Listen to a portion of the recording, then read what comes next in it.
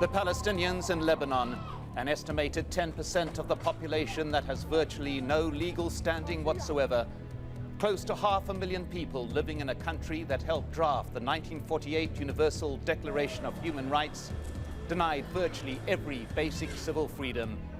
Can they remain uninvited guests forever? This is Inside Story.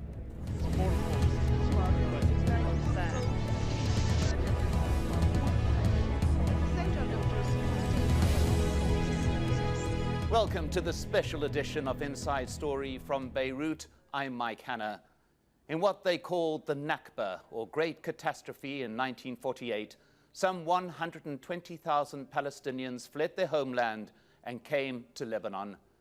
As their numbers swelled over the next 6 decades, they became part of what very often was the very violent fabric of Lebanese life.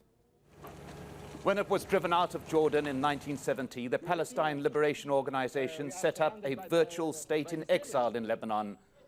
And it was a crucial factor in the civil war, as well as in the Israeli invasion in 1982, which led to the PLO's expulsion. Today, there are 425,640 refugees registered with the UN. Just over half of them recorded as living in one of the 12 refugee camps scattered through Lebanon.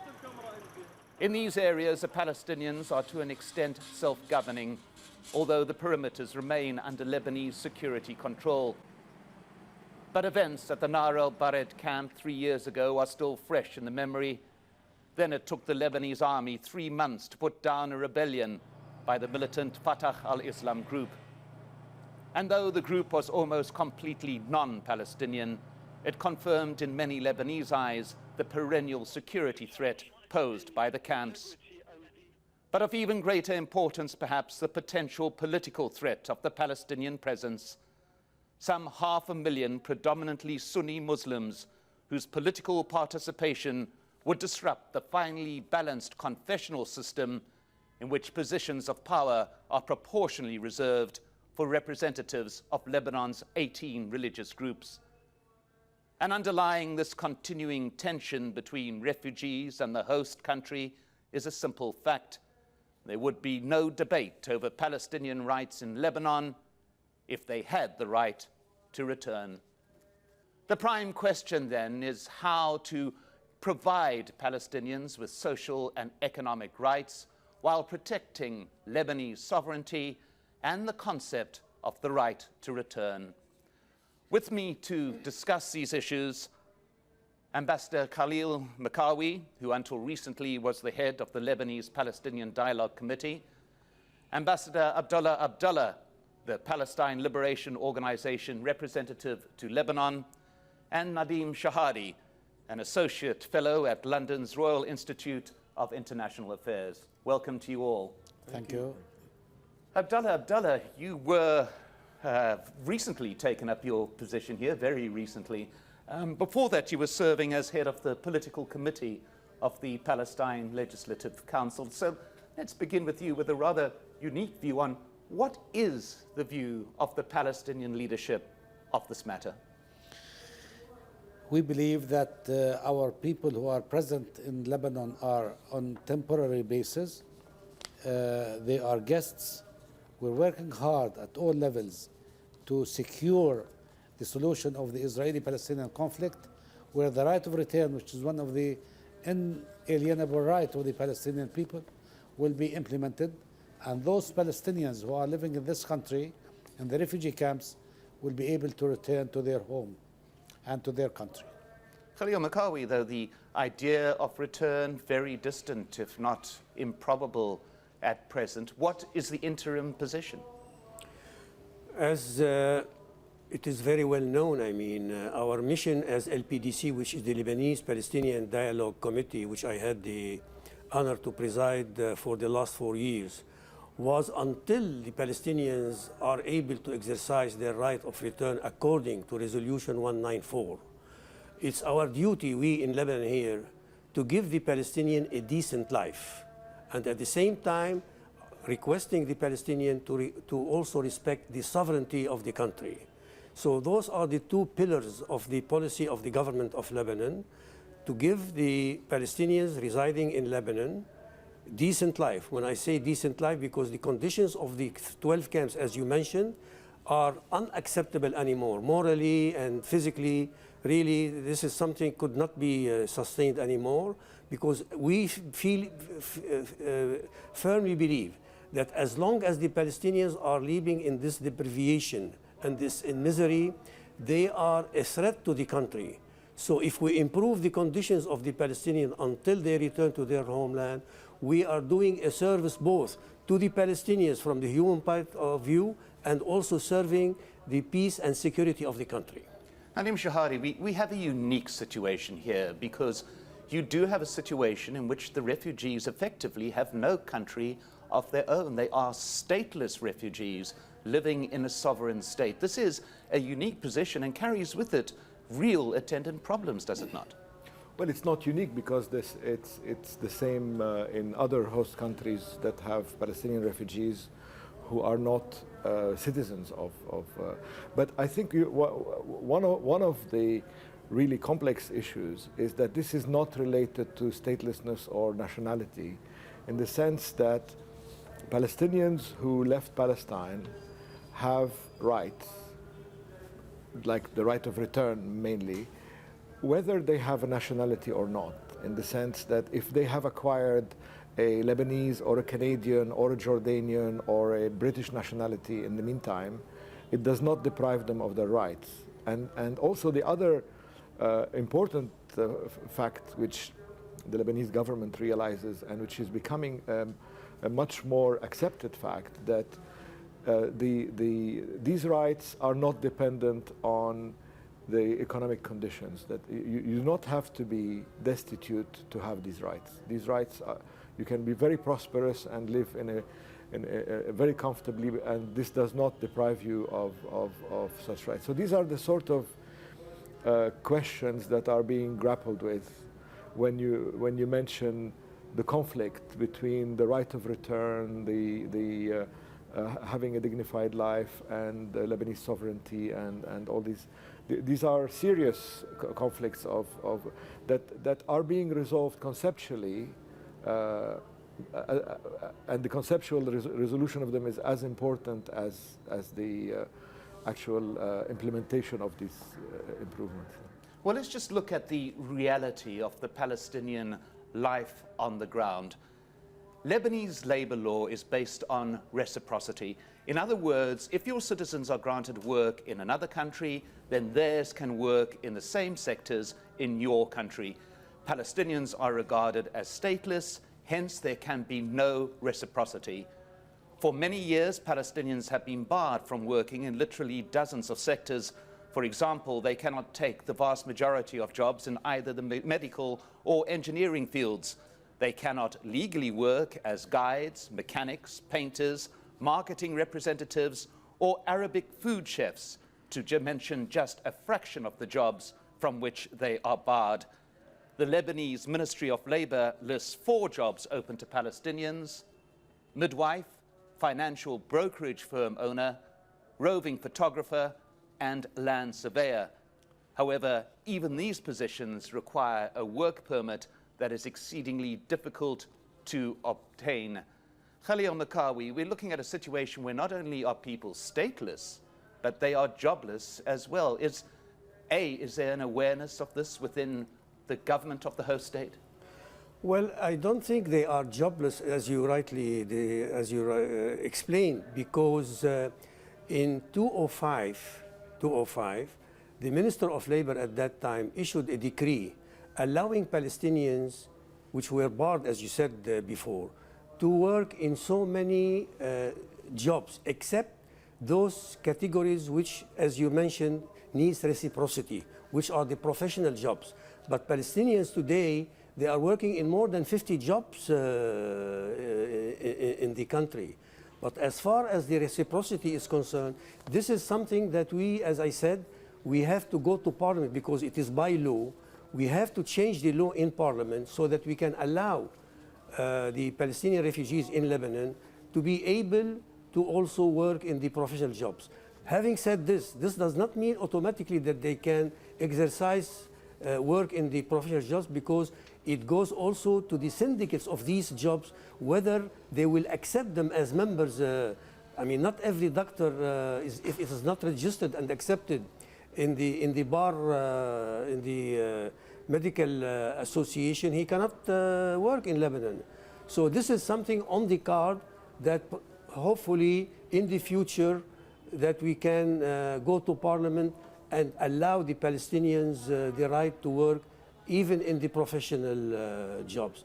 But I would like also to mention, because you have mentioned that there is in Lebanon 450,000 Lebanese. This is not the case anymore. It is true, they are registered with UNRWA 450, but many of them have left the country for other opportunities. So I think the figure now is much below than the 300,000 Palestinians living in Lebanon. If I may add something here, irrespective of how many Palestinians are in this country, I think the right is a right, for 10 or for 400,000. Second, in 62 years, it's about time that the law has been reviewed, or has to be reviewed. The Palestinians in this country are different from any working person who passing through this country, seeking job, and returning back to his home. The Palestinians in this country, since they were welcomed by the former president of Lebanon, Sheikh Bashar al-Khoury, and his foreign minister, late Hamid Frangieh, in 1948, they were welcomed knowing that these people will be staying until they have the right to return back to their home. Unfortunately, it took that long. We have to accommodate the presence of these people, to afford them with dignified living until they return back. In the meantime, we are ready and willing to exercise anything, any expected of us Palestinians living in this country, as I said, as temporary guests, although the duration is too long, but we are willing to work in order to make sure that the security, that the sovereignty of the country is protected and respected. We will be here under the law, the Lebanese law, not above that. So, as Ambassador Makawi mentioned, the standard of living, the life in the camp is below standard, below human standard, and we can work together in order to improve this without having any impact on the practicing of our right to return when time comes. Nadim Shahari, let's that question of the right of the question of reciprocity. Yeah. Here we have a situation where a general law is being applied to a particular group.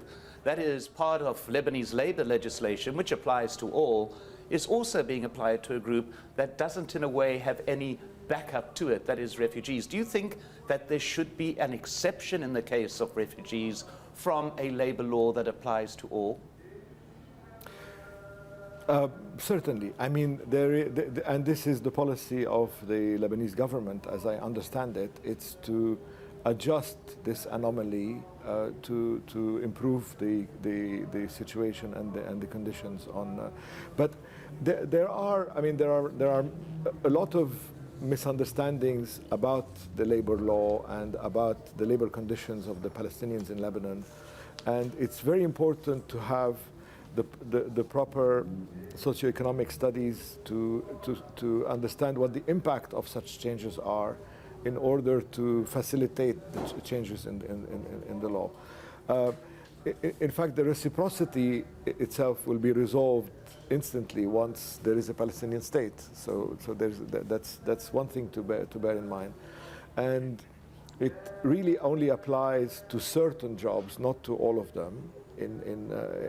So all in all, I think there are 14 job categories that Palestinians are not have to obtain a work permit for, or are not allowed to exercise in the country.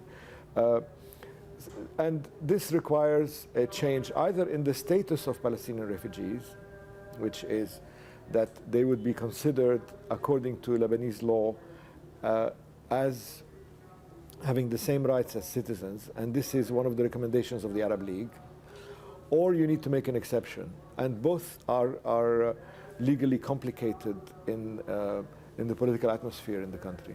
I mean, let's be quite clear here, Abdullah. The issue of economic rights, civil rights, separate from those of political rights. There is no debate whatsoever that full political rights be granted, but we are looking at social and economic rights in particular, are we not? Absolutely. And we are here to remind ourselves of the resolution taken by the Arab League in 1965, which all Arab countries are signatories to it, where the Palestinian refugees are expected to receive social, human, and civic rights without interfering in the political structure of a host country. We are not asking to be members of a political party. We're not expected to run for office in here or there. Even public jobs are not expected, or we do not expect them. However, we expect services to be attended to the Palestinians. In some cases, we find difficulty to even renovating a shelter, adding a new room, or even replacing a window with glass. In addition to that, there is some peculiar case where a law was passed. A Palestinian, if he owns a house or an apartment, after he dies, he's not allowed to pass that on as inheritance to his siblings. This is, I mean, we understand that there are some sensitivities. We hope, and we'll try to work hard together with the Lebanese government. We appreciate the positive attitude coming from various sectors of this government, but we surely wanted to see that these things that do not affect the sovereignty of the country, do not affect the composition, demographic or political composition of the country, to be afforded to the Palestinians to live a decent life until they return back to their independent and free country. Khalil Makawi, you've been working very closely with the Lebanese authorities for a long period of time on these issues. Have you discerned perhaps a shift in attitude, a change among those in power in Lebanon, particularly as it emerges from its own period of political crisis, that there is a rethinking of this, that there is a genuine attempt to address these fundamental issues? No doubt, because if you look back before 2005, the situation was totally different. I mean, it was kind of a taboo when you speak about the Palestinian issue. But within the 4 years, from 2005 until now, the mood in the country has changed considerably. Now people realize and they admit, as I said, that the situation of the camps cannot remain as it is. Something drastic should be done to improve the human conditions of the Palestinians. So this is something really very much ahead of time. Secondly, there is now a rapprochement between the Lebanese community and the Palestinian community. And we at the LPDC, we have been working very hard in creating this kind of rapprochement by making meetings between youth, summer vacations, many workshops, so that the people on both sides meet together and discuss, showing movies about the issue, discuss the issues. So you can say now that in general there is really a better mood, a better acceptance that something should be done to improve the humanitarian conditions of the Palestinians until the time comes when these people can really exercise their right and go back to their country. And by the way, you mentioned, I mean, the 400,000 are stateless. It is true, but the 400,000 who are registered within the Lebanese government directory of refugees, every Palestinian has a document. He has a document, and With this document, he can travel wherever he wants in the world.